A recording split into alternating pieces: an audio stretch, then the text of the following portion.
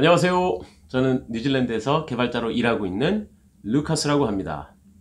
네, 오늘은 경력직 개발자나 경력직 디자이너들이 직업을 어떻게 구할 수 있는지, 뉴질랜드에서 어떻게 하면 직업을 좀 더 빠르게 구할 수 있는지 제 경험담을 통해서, 그리고 제 지인들의 어떤 경험들을 통해서 제가 한번 말씀드려 보겠습니다.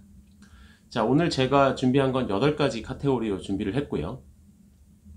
뭐 엄청나게 많은 내용은 아닙니다. 8가지를 간단하게 짚어보면서 어떻게 하면 좀 더 빠르게 취업으로 연결될 수 있는지 한번 같이 얘기해 보도록 하겠습니다.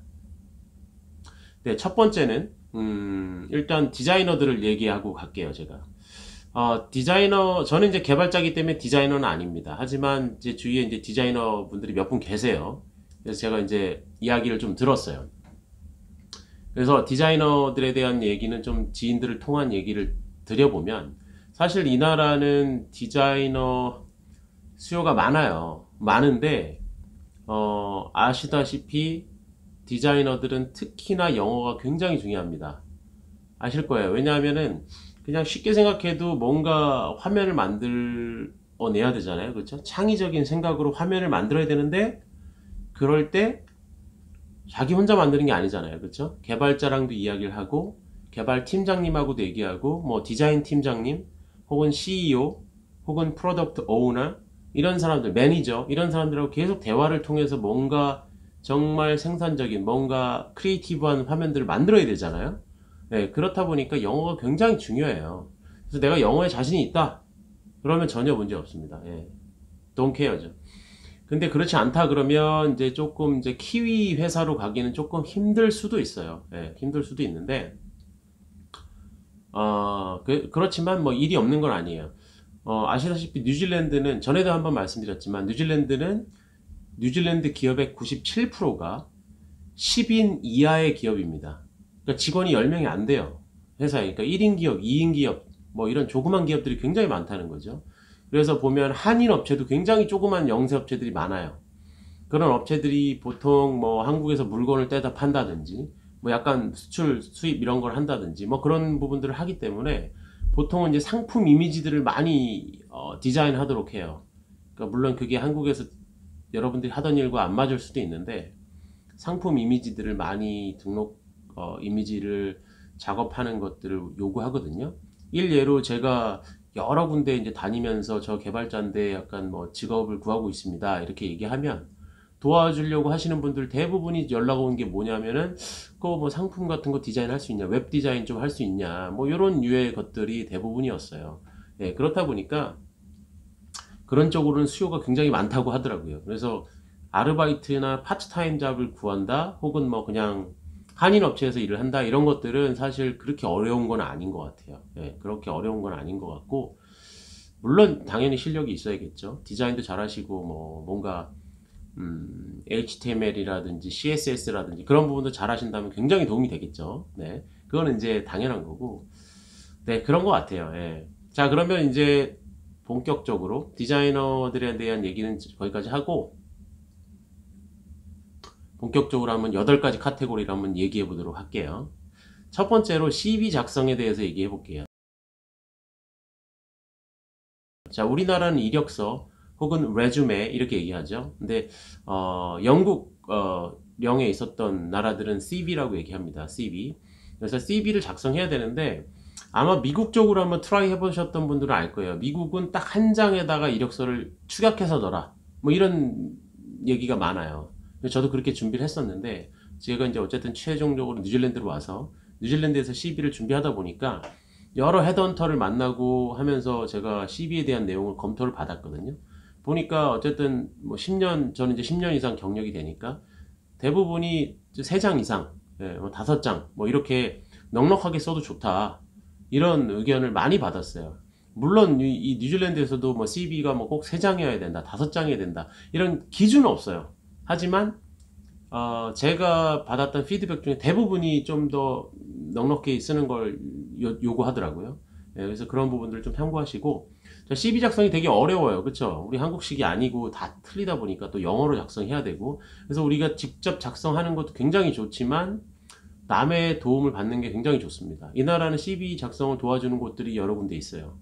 첫 번째가 일단은 저는 저번에 신입사원 편에서도 말씀드렸는데 이 코트라라고 하는 무역협회에서 문재인 정부에서 떨어진 외국의 취업을 몇 명 해라 이런 쿼터가 떨어진 게 있어요. 그런 걸 이제 처리하다 보니까 저희 같은 사람들을 대상으로 교육을 해줍니다.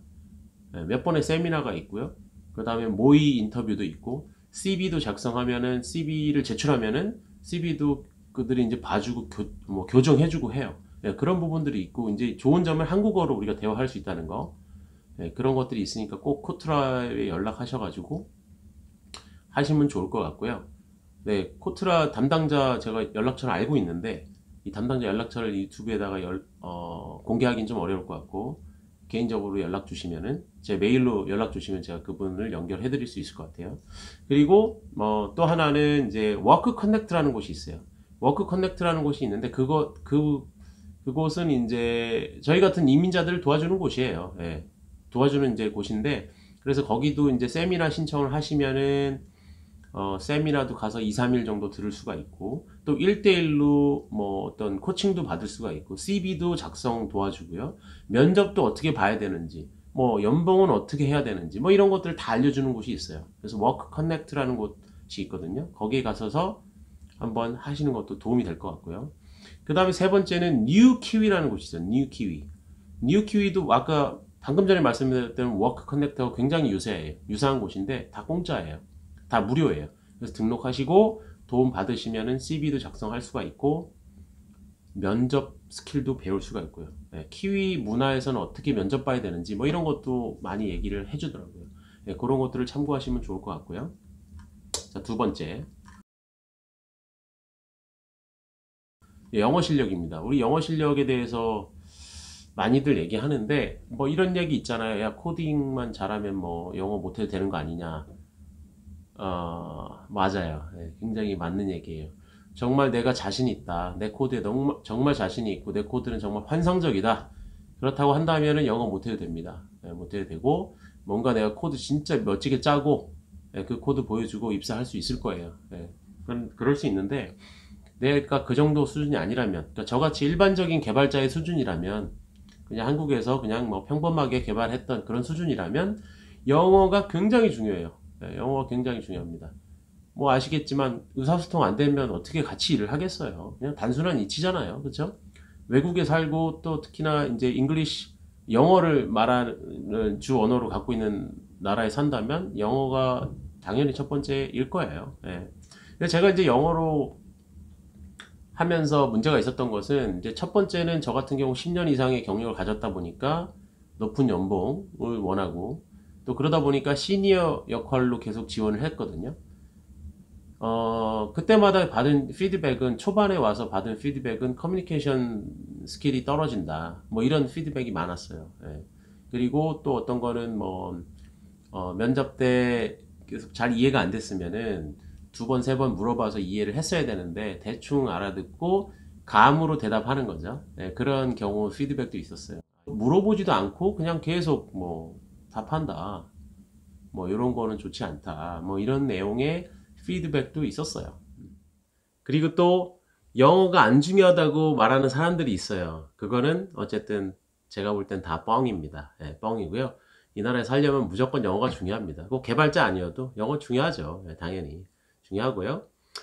그래서 저는 지금 현재 인터미디엇 개발자로 취업을 한 상태입니다. 예, 여기는 이제 학교 졸업한 그레듀에이트 레벨하고 그 다음에 주니어, 그 다음에 인터미디엇, 그 다음에 시니어 이렇게 있거든요. 시니어 같은 경우는 아까도 말씀드렸지만 영어로 밑에 애들을 케어해 줘야 되기 때문에 커뮤니케이션 능력이 굉장히 중요하고요. 물론 실력도 있어야 되고요. 네, 그래서 조금 다른 차원인 것 같고 저희 같은 경우는 그래서 저를 비롯한 저 친구들 저와 비슷한 사정에 있는 40대, 30대 후반 혹은 40대에 이쪽에 와서 이제 취업을 생각하시는 분들은 대부분 인터미디엇을 생각하세요. 예, 시니어로 가기는 조금 어려운 점이 초반엔 있어요. 들어가서 이제 인정을 받으면 그렇게 될 수도 있어요. 그래서 저 같은 경우도 물론 아시잖아요. 처음 우리 한국 같은 경우, 한국 사람들 다 열심히 하잖아요. 그쵸? 열심히 하기 때문에 들어가서 30일 아니죠. 3개월, 90일 안에, 90일이라는 그 수습 기간이 있어요. 그때 진짜 미친 듯이 해주는 거죠. 열심히. 뭐, 한국에서만큼 여기서 한다면 뭐 뒤처질 일이 없을 거예요. 아마 한국 사람들 다 열심히 하기 때문에. 저도 진짜 가서 열심히 했고요. 예, 열심히 했고, 그게 또 이제 어떤 위기가 될 수도 있지만 기회가 될 수도 있어요. 예. 위기라는 거는 뭐냐면 이제 90일 이제 트라이얼 기간에 약간 이제 계약 해지 같은 게 될 수도 있죠. 그리고 아니면 계약 해지가 될 수도 있죠. 그게 아니라면 우리에게 이제 기회가 될 수도 있어요. 이제 저 같은 경우도 이제 3개월이 되기 전에 다시 연봉을 산정했어요. 예, 그런 경우가 생기더라고요. 근데 저만 그럴까라고 생각했는데 이제 물어보니까 그런 경우가 많다고 하더라고요. 그러니까 이 나라는 그런 건 특별히 없어요. 뭔가 얘네가 원했을 때 자기네가 원하는 수준보다 높다거나 아니면 좀 만족한다 그러면 어느 정도 연봉도 알아서 주는 형태이기 때문에 그런 건 이제 더 좋은 걸 수도 있어요. 예, 그래서 제가 들은 바는 뭐 3개월에 한 번씩 해준다는 데도 있고 6개월에 한 번 혹은 1년에 한 번 이게 좀 기업마다 틀린 것 같아요. 그러니까 영어 실력이 굉장히 중요하다. 그래서 영어 실력을 키워 오셔야 되고 그게 아니라면은 시니어보다는 약간 인터미디엇 레벨로 지원하는 것도 하나의 방법이다. 물론 인터미디엇 레벨은 연봉이 처음에 좀 낮습니다. 그건 이제 감안하고 가셔야 돼요. 낮다고 하지만 이 나라 영주권 지금 현재 기준 연봉이 개발자 경우 5만 2천 정도 됩니다. 기술자들에 대해서 5만 2천 정도 되는데 인터미디엇은 당연히 훨씬 넘습니다. 5만 2천은. 예, 여기서도 조금 높은 연봉에 속해 있어요. 예, 개발자들은. 자, 그러면 다음 카테고리 넘어가 볼게요.